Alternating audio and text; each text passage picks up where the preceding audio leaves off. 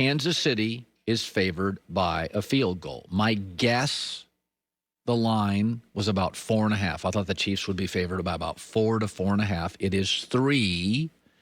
I think Kansas City's the play at 3, 3.5, 4.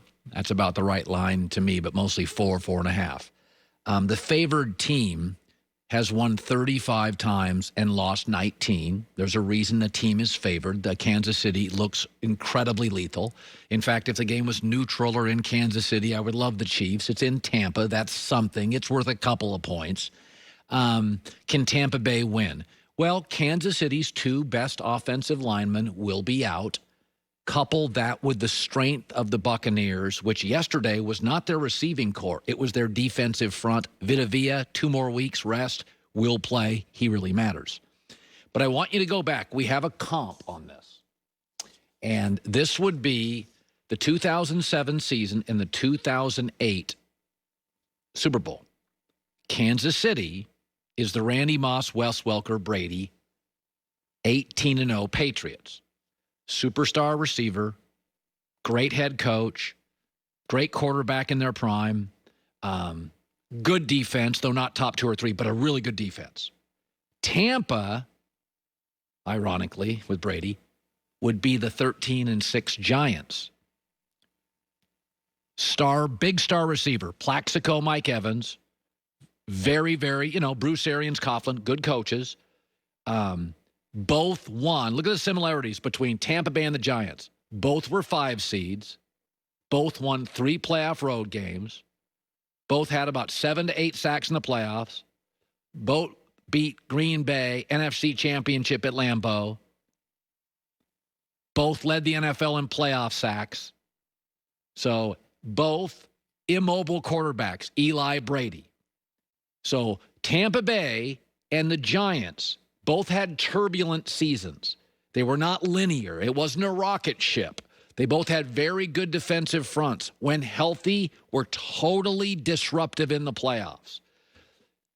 Both are 5 seeds. Both won at Lambeau. Both immobile quarterbacks. Both respected coaches, but we didn't think Tom Coughlin at that moment was a Hall of Fame coach. We don't think in this moment Bruce Arians is a Hall of Fame coach yet. Maybe he wins here and wins another he is. So it's very similar to me. Kansas City's New England back with Wass, Welker, that great year, and Tampa is the Giants.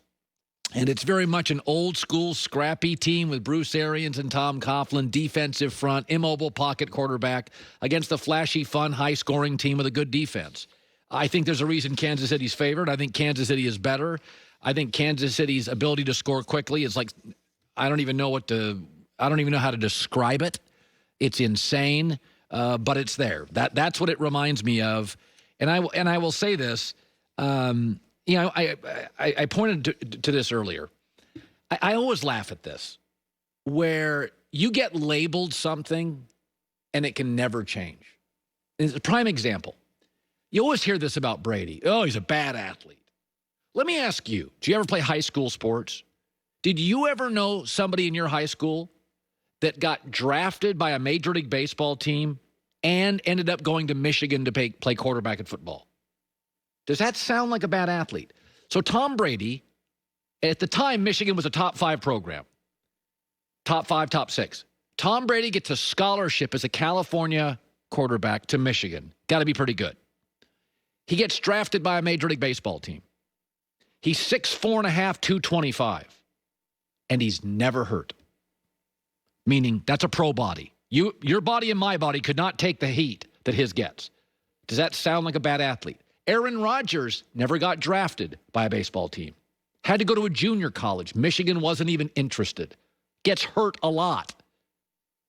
Like, are we sure one's a great athlete, one's a bad athlete? Aaron's a better, more mobile runner, but Brady's almost 6'5".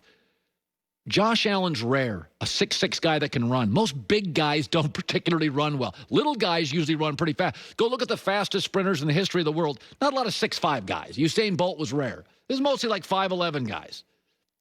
So it's like this idea I watched yesterday, and I said this last week, Joy is my witness. I said, Tom throws the ball sometimes in the red zone with too much velocity.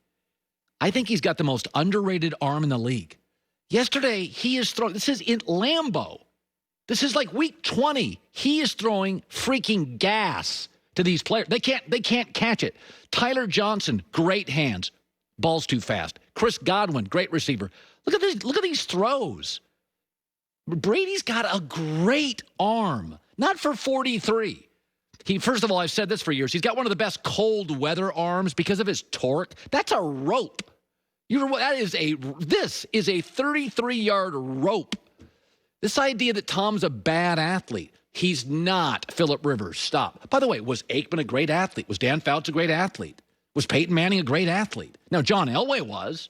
Patrick Mahomes is. Russell Wilson is. But I would say 90% of the guys who have been great quarterbacks in my life, they're football players.